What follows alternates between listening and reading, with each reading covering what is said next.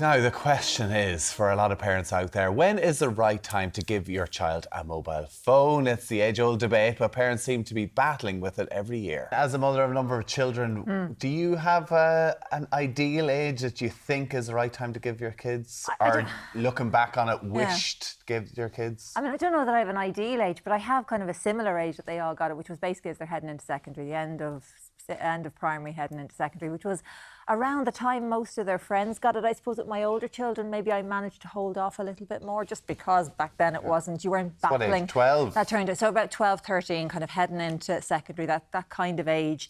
Why did you give them a phone? Well, one of the reasons was, I suppose, general contact, for to be able to, they were making their own way to school, if I needed to pick them up. But that actually wasn't the huge driver. It was part of it. It was because, here we go, back to everybody else had one. This is how teenagers communicate. And also, I think when we talk about ruling out phones, and I wish we lived in a time where the teenagers didn't have phones. Don't get me wrong, I am not advocating phones at all. I wish this wasn't an issue.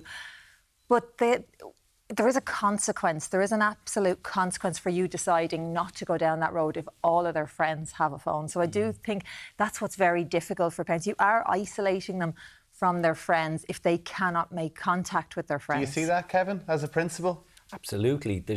Young people are young people, and they all want the same things as everybody else has.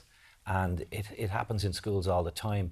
You can get slagged if you don't have a phone. And even, as we heard, if you've got a different phone or a no-good phone, that can be a thing.